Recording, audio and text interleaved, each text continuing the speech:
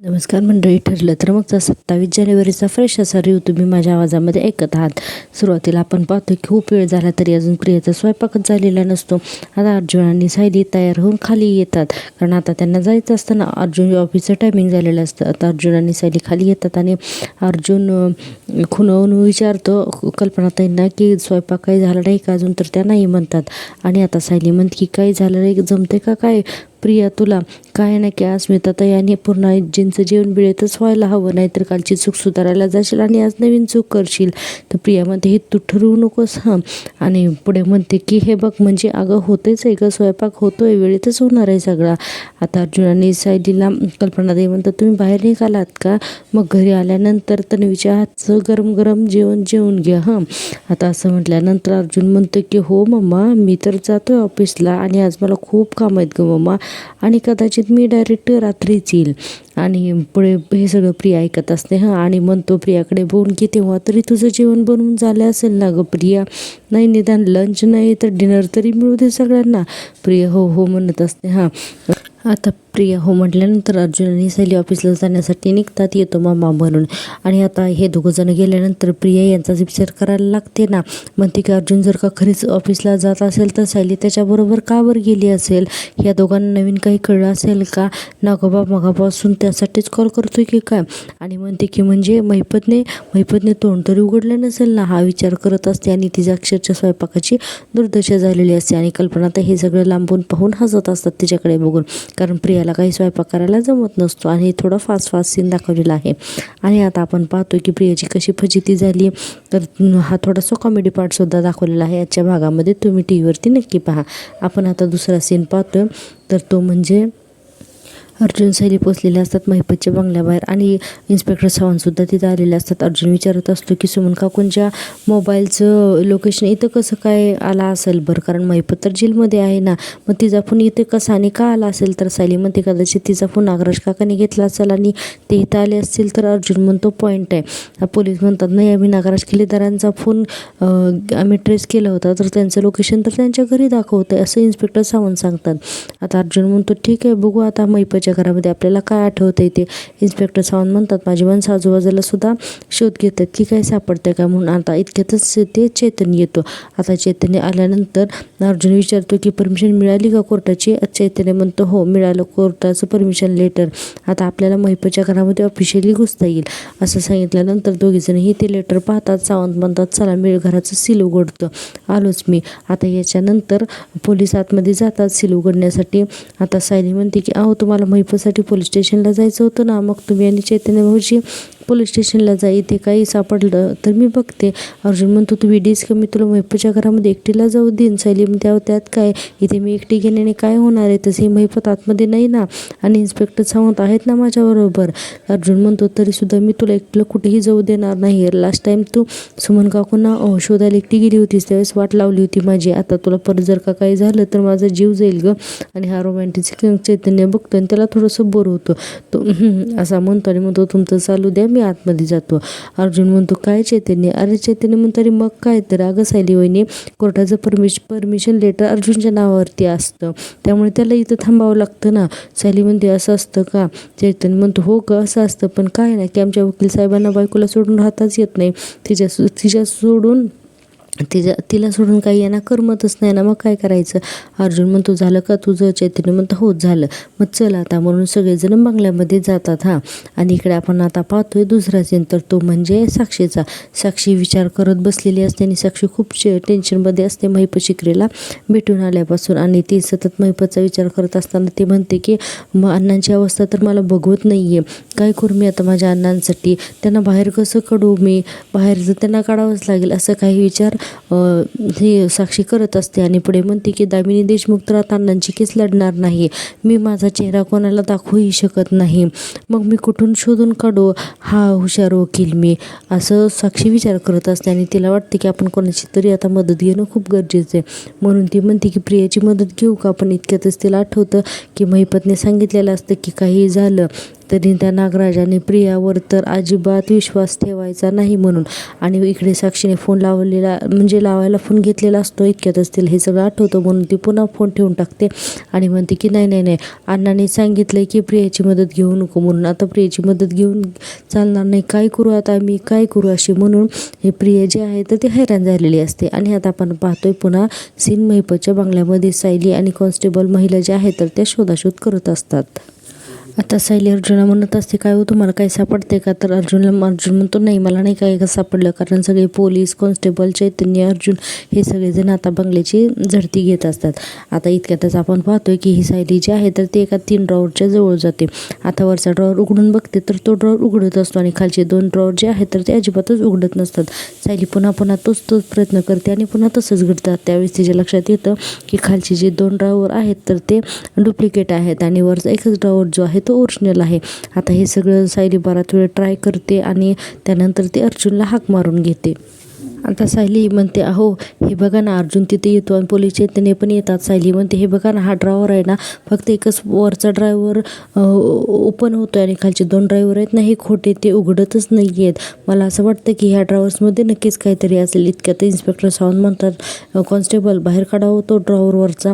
असं म्हणल्यानंतर आता ते 2 कॉन्स्टेबल येतात आणि वरचा ड्रॉवर काढतात आणि एकदम खाली काढून ठेवतात. आता आपण पाहतोय की खालचे जे 2 ड्रायव्हर आहेत तर ते अख्खे असतात. आणि आता सावंत म्हणतात की नीट चेक करा, याच्यामध्ये काही सापडतंय का. आता असं म्हटल्यानंतर 2 कॉन्स्टेबल एक लाल कलरचा बॉक्स दिसतो. आता तो बॉक्स जो आहे तर तो हे कॉन्स्टेबल बाहेर काढतात. आणि यांना वाटतं की हा सगळ्यात महत्त्वाचा पुरावा आहे म्हणून. आणि यातच निघालेला आहे महिपत, म्हणजे यातच निघालेला आहे की नागराज NKचा हा जो नाव आहे ना, इनिशियल नेम, तर ते यामध्ये सापडलेलं आहे. आता आपण पाहतोय की अर्जुन त्याच्यामध्ये ओपन करून पाहतो तर त्यात हॉस्पिटलची फाईल असते. सचिन म्हणतो, अच्छा म्हणजे महिपतने याची सगळी इलिगल प्रकरणे यामध्ये लपवून ठेवली आहेत. अर्जुन म्हणतो, सिटी हॉस्पिटल लिहिलं या फाईलवरती. आता सायली लगेचच म्हणते, अरे हे तर त्याच हॉस्पिटलचं नाव आहे जिथे प्रतिमा त्यांचा खोटा मृतदेह आला होता. अर्जुन म्हणतो, हो ग, म्हणून फाईल पटापट चेक करून बघतो आणि त्या फाईलमध्ये काय काय आहे काय नाही ते, आणि म्हणतो, हो ग, डेट तर तीच आहे अगदी म्हणून. आणि अचानक तो फाईल ओपन करताना पाठीमागच्या बाजूला पेमेंट टू NK असं काहीतरी लिहिलेलं असतं. आणि आता ती चिठ्ठी वाचतो अर्जुन आणि म्हणतो, अगं ही सगळी तारीख वगैरे तीच आहे, याचा अर्थ त्या तारखेचे सगळे डॉक्युमेंट तर इथेच आहेत. म्हणून एक पेज करून सगळं तो उलटून पाहतो आणि सगळ्यात लास्टच्या पेजवरती पेमेंट टू NK असं एका कोऱ्या चिठ्ठीवरती लिहिलेलं असतं. आता अर्जुन, चैतन्य, पोलीस हे सगळे बराच वेळ विचार करतात की NK म्हणजे काय असेल म्हणून. एकदमच सायली बोलते आणि म्हणते, NK म्हणजे नागराज किल्लेदार असू शकतं ना. आता असं म्हणल्यानंतर तर त्याचे चैतन्य, अर्जुन, पोलीस एकमेकाकडे पाहतच राहतात ना. आणि त्यांना वाटतं की या राईट, करेक्ट, NK म्हणजे नागराज किल्लेदारच असणार. आता आपण पाहतो की आता हे सगळेजण बंगल्याच्या बाहेर पडत असतात आणि अर्जुन म्हणत असतो, NK नाव हे आपल्यासाठी खूप महत्त्वाचं आहे, कारण प्रतिमातेचे फेक डेड बॉडीचं प्रकरण आपल्यासाठी खूप महत्त्वाचं आहे, कारण त्या फेक डेड बॉडीचं पेमेंट जे आहे तर ते NKने केलेलं होतं असं अर्जुन सांगत असतो. आता सायली म्हणते, हो आपल्याला NK कोण आहे ते शोधायलाच हवं. आता चैतन्य म्हणतो, खरं तर महिपतच्या घरामध्ये असे अनेक पुरावे आपल्याला लपवलेले सापडतील. खरं तर कोर्टाने आजचीच तारीख दिली होती. त्यावर सावंत म्हणतात, डोंट वरी, मी कोर्टाकडून ऑर्डर एक्सटेंड करून येतो. असं म्हणून इन्स्पेक्टर सावंत तिथून बाहेर जातात. आता अर्जुन म्हणतो, चला आता आपण शोधूया. आणि आपल्याला सीन दाखवलेला आहे दुसरा, तो म्हणजे प्रतिमात्या आणि सुमनचा. आता प्रतिमात्या म्हणत असतात, चल बरं सुमन, बस तुम्ही, तुला जेवायला वाटते आणि आज तरी पोटभर जेवण करून घे बरं सुमन, कारण तुझ्या पोटामध्ये काहीच जात नाही. असं त्यांनी सुमनला डायनिंग टेबलवरती बसवलेलं असतं आणि तितक्यातच नागराज तिथं येतो. आणि प्रतिमात्या म्हणतात, आज तुला आवडते ना तशी मी बटाट्याची भाजी केली आणि नागराज तिथं आलाय. आणि सुमन म्हणत असते की वहिनी, अहो मी केला असताना सगळा स्वयंपाक. आता प्रतिमात्या म्हणतात, इतकी वर्ष मी घरामध्ये कुठं होते ग सुमन, सगळं काही तूच तर सांभाळलंस ना. आता मी आले ना तर आता मला करू देत बरं, तू फक्त बरी हो बाई, मागचं सगळं विसरून जा, बाकी काही नको. इतक्यातच आता सुमनला दिसतं की हा नागराज दाराच्या बाहेर आलेला आहे म्हणून. आता सुमन लगेचच ड्रामाज करायला सुरुवात करते. प्रतिमात्यांच्या अंगावरती एकाएकीच ओरडायला सुरुवात करते, तू का आलीस इथं, का आलीस तू इथे, चालते हो इकडून. प्रतिमात्या म्हणत असतात, सुमन अगं काय झालं, बरं मी जाते. तर पुन्हा सुमन त्यांचा हात पकडते आणि म्हणते की कुठं चालीस तू, कुठे चालीस, मी तुला बांधून ठेवणार आहे आणि तोंडात भोळा कोंबणार आहे आणि आणि तुला खायला नाही देणार. इतक्यातच रविराज पळत पळत येतात आणि म्हणतात की अगं सुमन काय झालंय. सुमन म्हणत असते खून होणार आहे माझा आता. रविराज म्हणतात सुमन तू सेफ आहेस, तू सेफ आहेस. आणि सुमन म्हणत असते मला घरी जायचंय. आता नागराज पळत पळत आज जातो ना हा सगळा गोंधळ ऐकून आणि ओरडायला लागतो सुमन मी आलोय इकडे, शांत हो शांत हो सुमन मी आलोय. आणि पुढे लगेच ड्रामा करायला लागतो काय होतंय माझ्या सुमनला, ए सुमन करून ओरडायला लागतो. प्रतिमा त्या म्हणतात चल सुमन चल चल रूममध्ये. आता वडापाव वडापाव करून सुमन ओरडायला लागते आणि आता प्रतिमा त्या तिला तिच्या रूममध्ये घेऊन जातात. आणि आता आपण पाहतोय दुसऱ्या सीनमध्ये आपण पाहतोय काहीही करून सुभेदारांच्या घरामध्ये घुसायलाच हवं असं सचिन म्हणत असतो आणि म्हणतो की एवढ्या श्रीमंत घरातली माझी बायको आहे, याचा फायदा जर का मला झाला नाही तर त्याचा काय उपयोग. इतक्यातच तिथे साक्षी येते आणि म्हणते सचिन काय रे, काय विचार करतोयस तू, काही प्रॉब्लेम झालाय का यावरती. आता सचिन तिच्याकडे बघतो, डोळे फिरवत असतो आणि विचार करतो मनातल्या मनात काहीतरी आणि म्हणतो की नाही ग मी आपल्या फ्युचरचा विचार करत होतो. आणि पुढे म्हणतो की बघ ना इतके महिने झालं आपण भेटलोय पण तरीही आपलं रिलेशनशिप पुढे कसं न्यायचं याबद्दल आपण काहीच बोललेलो नाही आहे सॅम. आता साक्षी म्हणते म्हणजे आता आणि म्हणते की त्यात काय बोलायचं आहे, आपण लग्न करणार आहोत ना सचिन. आता सचिनला जर 2 मिनटं धक्काच बसतो आणि साक्षी म्हणते हो ना. तर लगेच सचिनला हे सगळं आठवतं की मैपत शिकरेला आता शिक्षा काय होते हे पहा म्हणून हे सगळं तो मोबाईलवरची न्यूज आठवतो आणि लगेच म्हणतो अगं मी तर एका पायावरती तयार आहे सॅम, पण मामा आले ना की आपण सगळं फायनल करून टाकू. साक्षी म्हणते मामा कशाला हवेत तुला आता. तर सचिन म्हणतो मला त्यांच्याकडे तुझा हात मागायला नको का. आणि म्हणतो की मला ना एकदम सगळं काही ट्रेडिशनल वेने करायचं आहे सॅम. आणि म्हणतो की कुठं आहेत ग मामा, म्हणजे कधी येणार आहेत मामा ते.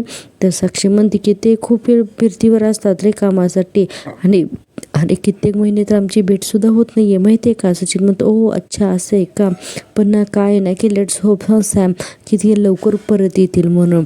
कारण काय आहे ना की आपल्या लग्नामध्ये कुणीतरी मोठं आपल्याला आशीर्वाद देणार हवंच ना. आता साक्षीला हे सुद्धा पटतं, ती म्हणते हो करेक्ट म्हणून. आणि आपल्याला लगेचच दुसरा सीन दाखवलाय तो म्हणजे महिपतचा. आता हा महिपत जेलमध्ये असतो आणि जेलमध्ये तो विचार करत असतो, म्हणत असतो की साक्षीला मी सांगितलं खरं की प्रिया आणि नागराजपासून सावध राहा म्हणून, पण त्या दोघांचा काहीसुद्धा भरोसा नाही, तिला गाफील ठेवतील आणि पाठीत वार करतील. आता मला परत साक्षीशी परत बोलावंच लागल, पण कसं असं महिपत म्हणतो. आणि पहा आता महिपत त्याच्या खिडकीत येतो, म्हणजे जेलच्या खिडकीत येतो आणि बाहेर एक कॉन्स्टेबल उभा असतो आणि महिपत त्या कॉन्स्टेबलला हाक मारत असतो आणि त्याला म्हणत असतो की ऐ शुक करतो. आता तो कॉन्स्टेबल तिथे येतो आणि म्हणतो की तू पनवेलचा आहे का रे. तर तो काहीच बोलत नाही. आता महिपत म्हणतो मला तुला कुठेतरी बघितल्यासारखं वाटतंय, अरे बोल ना. जेलातल्या माणसाची दोस्ती केली ना की त्याला पण बरं वाटतं. आता लगेचच आपण दुसरा सीन पाहतोय तो म्हणजे अर्जुन, सायली आणि चैतन्य घराच्या बाहेर आलेले असतात. महिपत आणि अर्जुन म्हणत असतो की आणखी म्हणजे नागराज किल्लेदारच आहे का, आणखीन कुणी आहे आपल्याला कन्फर्म अजून करून घ्यावं लागेल. आणि पण मला असं वाटतं की पण आपल्याला हे सगळं सिनियरला सांगायलाच हवं. तर सायली म्हणते पण मग आपण त्यांच्याकडेच जायचं का. तर चैतन्य म्हणतो तुम्ही एक काम करा, तुम्ही त्यांच्या घरी जावा, मी ऑफिसला जातो, तुझं काम झालं की ये. अर्जुन म्हणतो ठीक आहे. आता इतक्यातच आपण पाहतोय की रविराजांचा फोन येतो अर्जुनला. अर्जुन म्हणतो की हां सिनियर, अरे 100 वर्ष आयुष्य आहे सिनियर तुला, मी तुला आत्ताच फोन करणार होतं. बरं घरी आहेस ना तू, ॲक्च्युली एक महत्त्वाचं बोलायचं आहे मला, तर मी आणि सायली येतोय. आता रविराज म्हणतात की हो नाही तुम्ही या घरी, पण मी तुम्हाला यासाठी फोन केला होता की तुला ती माझी मैत्रीण माहिती ना सायकट्रिस्ट श्रद्धा. अर्जुन म्हणतो हो. तर रविराज म्हणतात मी म्हणतो की तिला बोलवावं आणि सुमनला दाखवावं. आता अर्जुन म्हणतो की सायकट्रिस्ट डॉक्टर श्रद्धा. आता असं म्हणल्यानंतर सायली म्हणते की साऊंड ऑन करा. आता अर्जुन लगेच साऊंड ऑन करतो फोनचा आणि म्हणतो की का. तर रविराज म्हणतात अरे सुमनची मानसिक अवस्था तर तुला माहितीच आहे ना, काय आहे ना की आता तर खूपच बिथरली होती रे ती, म्हणून म्हटले की आता तिला दाखवून घ्यावं म्हणून. आता अर्जुन सायलीला प्रश्न पडतो अरे हे तर नाटक असतं ना. आता अर्जुन लगेच फोन म्यूट करतो आणि म्हणतो आता काय करायचं, डॉक्टर श्रद्धा जर का आली ना तर तिला पटकन कळेल ना की सुमन काकू नाटक करते ते. आता सायली म्हणते की मग तुम्ही त्यांना सांगा की आम्ही डॉक्टर श्रद्धांना घेऊन येतो. अर्जुन म्हणतो गुड आयडिया. आणि रविराज तिकडून हॅलो हॅलो म्हणत असतात. आता अर्जुन म्हणतो अरे सॉरी चुकून माझ्याकडून फोन म्यूट झाला होता, बरं ऐक ना, अरे काय आहे ना की आम्ही आता डॉक्टर श्रद्धांच्या क्लिनिकच्या इथेच आहोत, तर एक काम करतो ना आम्ही आता तिलाच घरी घेऊन येतो. तर रविराज म्हणतात बरं ठीक आहे चालेल, पण लवकर या हं तिला घेऊन. आता अर्जुन म्हणतो हो ठीक आहे. आता फोन ठेवल्यानंतर अर्जुन म्हणतो चला आता डॉक्टर श्रद्धाला कन्व्हिन्स करावंच लागेल. आणि असं म्हणून अर्जुन सायली आता तिथून निघतात. आता आपण पुन्हा दुसरा सीन पाहतोय, तो म्हणजे सचिन आणि साक्षीचा. आता सचिनला एक फोन येतो आणि सचिन म्हणतो की सॅम ते कॅनडामधल्या बँकेच्या तिथल्या एका माझ्या मित्राचा फोन आहे, मी आलोच हा फोन घेऊन म्हणून. हा सचिन आता तिथेच थोड्या शांतारो उभा राहतो आणि फोनवरती म्हणत असतो की हां माझं काम झालं का, जेणेकरून साक्षीला ऐकायला जावं म्हणून. आणि जोरात म्हणतो की काय अजून 1 महिना लागेल, अरे काय चालू आहे माझी इथे किती प्रॉब्लेम चालू आहे, तिथे माझे पैसे ॲक्सेस करायला मला कशाला रिक्वेस्ट करावी लागते, हो प्लीज 15 दिवसात जमव रे पैसे, थँक्स, असं काहीतरी सचिन फोनवर बोलतो आणि फोन ठेवतो. आता पाठीमागून साक्षी येते आणि म्हणते सचिन काय झालं रे, काही प्रॉब्लेम झाला आहे का. सचिन म्हणतो काही नाही ग, तू नको स्ट्रेस घेऊस. आता साक्षी म्हणते अरे असं कसं म्हणतोस, तू तुझा प्रॉब्लेम माझ्याबरोबर शेअर करणार नाही तर कोणाबरोबर करणार सांग बरं. सचिन म्हणतो अगं साहेब मी तुला म्हटलं होतं ना की माझा तो बँकेचा प्रॉब्लेम झाला आहे, माझा अकाउंट मला ऑपरेटच करता येत नाही म्हणून. तर तो माझा मित्र मला म्हणाला की ही सिच्युएशन अजून 1 महिना चालणार आहे म्हणून, आणि मला माझ्या ना कॅनडाच्या घराचा EMI सुद्धा भरायचा आहे ग, म्हणजे मला इथले सगळे खर्च आहेत. तर साक्षी म्हणते अरे असं काय करतोयस, मला सांग ना तुला किती पैसे हवेत ते. सचिन म्हणतो खरंच देशील. साक्षी म्हणते ऑफकोर्स देईन ना. तर सचिन म्हणतो ते तुझे पहिले 1 लाख रुपये आहेत ना ते सुद्धा देईन. आता साक्षी म्हणते अरे डोंट बी स्टुपिड, तुला किती हवेत सांग ना. तर सचिन म्हणतो 5 लाख. साक्षी म्हणते किती, तर दबकतच सचिन म्हणतो 5 लाख. साक्षी म्हणते 5 लाख, अरे हे जरा जास्तच आहेत, म्हणजे मामा जर इथे असते ना तर त्यांच्यासाठी ही काही जास्त अमाऊंट नाही आहे, पण आता माझ्याकडे एवढी अमाऊंट नाही आहे रे. सचिन म्हणतो की इट्स ओके, मी काहीतरी करतो हं मॅनेज. आणि साक्षी त्याला म्हणते सॉरी हं. आता लगेच सचिन विचार करतो म्हणजे आता अस्मिताला मस्का मारल्याशिवाय माझं काही खरं नाही, असा सचिन विचार करत असतो आणि म्हणतो पण आता तिला परत घोळ्यात कसं घेऊ. आणि इकडे साक्षी पुन्हा म्हणत असते की सॉरी सचिन सॉरी. सचिन म्हणतो इट्स ओके सॅम, बरं माझं एक काम आहे तर मी ते करून येतो हं म्हणून सचिन तिथून निघून जातो. आता आपण पाहतोय दुसऱ्या सीनमध्ये अर्जुन सायली एका सायकॅट्रिस्ट मॅडमकडे आलेले असतात आणि अर्जुन म्हणत असतो की आय होप तुम्हाला डॉक्टर श्रद्धांनी सगळं सांगितलंच असेल म्हणून. त्या डॉक्टर म्हणतात की हो आम्हाला माझं बोलणं झालं आहे त्यांच्याशी. अर्जुन म्हणतो सुमन काकूच्या बाबतीत सगळं काही खरं ते आम्ही तुम्हाला सांगितलेलं आहे, आता मला तुमची हेल्प हवी आहे. तर ती डॉक्टर म्हणते पण अशा पद्धतीने खोटं बोलणं आणि मुळात तो पेशंट आहे हे सगळं दाखवणं हे सगळं खूप चुकीचं आहे हो, हे डॉक्टर म्हणत असतात. हां आता सायली म्हणते डॉक्टर खरं तर आम्हाला पण तुम्हाला असं हे सगळं करायला सांगणं अवघडच वाटतंय हो, पण काही करणार नाईलाज आहे हो, सुमन काकूंच्या जीवाला धोका आहे आणि म्हणूनच असं करावं लागतंय. आता ते डॉक्टर म्हणतात पण ॲडव्होकेट रविराज किल्लेदार यांना कळालं तर माझ्या करिअरला प्रॉब्लेम येईल. त्यावर अर्जुन म्हणतो हे बघा डॉक्टर श्रद्धा आणि रविराज किल्लेदार हे दोघं एकमेकांना खूप वर्षापासून ओळखतात, ते दोघं जण एकमेकांचे छान मित्र आहेत. आपण त्या दोघांनाही समजावून सांगू की आपण हे सगळं का केलं, त्यावेळेस त्यांना नक्कीच समजेल आणि पटेल सुद्धा. पण जर का आता तुमच्याकडून जर का कळलं ना की सुमन काकूंना काही झालेलं नाही आहे तर खूप मोठा प्रॉब्लेम होऊ शकतो असं अर्जुन म्हणतो. हां आता आणि पुढे म्हणतो की आय रिक्वेस्ट यू प्लीज. आता त्या डॉक्टर मॅडम बराच वेळ विचार करतात कारण त्या डॉक्टर श्रद्धाच्या एक फ्रेंड्स असतात आणि पुढे म्हणतात की ठीक आहे मी आता तुम्हाला मदत करायला तयार आहे. आता अर्जुन म्हणतो थँक्यू सो मच म्हणून. आणि आता आपण पाहतोय डायरेक्ट किल्लेदार यांच्या घरातला सीन. आता त्या मॅडमना घेऊन अर्जुन सायली तिथे येतात. आता रविराज त्यांच्याशी बोलत असतात आणि म्हणतात हो मला श्रद्धाने सांगितलं तुम्ही येते, पण काय आहे ना डॉक्टर की सुमन तिथे ज्या परिस्थितीमध्ये होती ना तर तिला खूपच मानसिक धक्का बसलाय, खूपच घाबरलेली असते, कधी कधी अचानक हायपर होते, असं मध्य बडबड करते, मला ना तिची खूप काळजी वाटते म्हणून मी तुम्हाला बोलवलं असं रविराज सांगत असतात. हां आता त्या डॉक्टर म्हणतात आय अंडरस्टँड, अर्जुन सायलीने मला साधारण कल्पना दिली आहे पण मला सुमनताईंशी सुद्धा बोलावंच लागेल, मगच मला काय ते नक्की सांगता येईल. सायली म्हणते मग आपण त्यांच्याच खोलीत जाऊया का. तर डॉक्टर म्हणतात हो जाऊयात म्हणून. आता हे अर्जुन सायली रविराज प्रतिमा ते हे सगळेजण सुमनच्या खोलीमध्ये जातात. आता बघा हा नागराज सुद्धा मुद्दा म्हणून तिथे येतो कारण त्याला तर सुमनला वेळच ठरवायचं असतं ना. आणि आता आपण पाहतोय की डॉक्टर जे आहे तर ते सुमनला म्हणतात की कशा आहात सुमनताई तुम्ही. आता सुमन आता नागरासमोर असतो ना त्यामुळे तिला रिअल काही बोलताच येत नाही. सायलीकडे बघते, सायली तिला इशारा करते की नॉर्मली बोला वागा म्हणून. आता ती नुसतं मान हलवते. सुमन काकू कशा आहात तुम्ही असं विचारल्यानंतर नागराज हे सगळं बारकाईने पाहत असतात. डॉक्टर मॅडम म्हणतात की मला थोडा वेळ सुमनताईंशी ना एकट्यात बोलावं लागेल. तुमची काही हरकत नसेल ना तर तुम्ही सगळे प्लीज बाहेर थांबू शकतात का. आता असं म्हणल्यानंतर सगळेजण तर तयार होतात बरं का बाहेर जाऊन थांबण्यासाठी. लगे नागराज म्हणतो माझी आहे हरकत. सगळेजण त्याच्याकडेच बघायला लागतात ना. नागराज म्हणतो कारण तुम्ही सुमनला काही बाई प्रश्न विचाराल वेडेवाकडे, सुमन बिथरेल, घाबरेल आणि मग तिला धीर देण्यासाठी मला इथं थांबावंच लागेल असं नागराज म्हणतो. हा काय बनेल दाखवलाय ना बापरे हा नागराज. आता रविराज चिडतात ना आणि म्हणतात प्रतिमा याला सांग याला सुद्धा आपल्याबरोबर बाहेर यायचं आहे म्हणून. आता रविराजांचा शब्द हा आता आखरी असतो ना. आता रविराज पुढे जातात आणि म्हणतात आणि मग प्रतिमा त्या म्हणतात चला भाऊजी असं सांगतात. नागराजलाही आता बाहेर जावं लागतं. अर्जुन सायलीसुद्धा आता बाहेर जातात. आता या डॉक्टर आणि सुमनचं बोलणं बराच वेळ चालतं. सगळेजण बाहेर वाट बघत थांबलेले असतात. आता काही वेळानंतर डॉक्टर बाहेर येतात. आता रविराज म्हणतात कशी सुमन काही मेजर इश्यू नाही आहे ना. त्यावरती डॉक्टर म्हणतात सुमनताईंना बसलेला धक्का खरंच खूप मोठा आहे असं त्या डॉक्टर सांगत असतात. आणि पुढे म्हणतात की त्यामुळे सर त्यांचं मानसिक संतुलन बिघडलेलं आहे म्हणून त्यांना हे सगळे असे अटॅक्स येत आहेत. मी काही गोळ्या लिहून देते तर ते तुम्ही त्यांना द्या म्हणजे आणि जर का काही फरक नाही पडला तर मला तुम्ही सांगा मी नंतर ट्रीटमेंट चेंज करेल. नागराज म्हणतो डॉक्टर सुमन बरी होईल ना मला खूप टेन्शन आलंय हो. अर्जुन सायली संशयाने बघत असतात नागराजकडे. डॉक्टर म्हणतात आत्ताच काही सांगता येणार नाही कारण हा मेंटल ट्रॉमा आहे.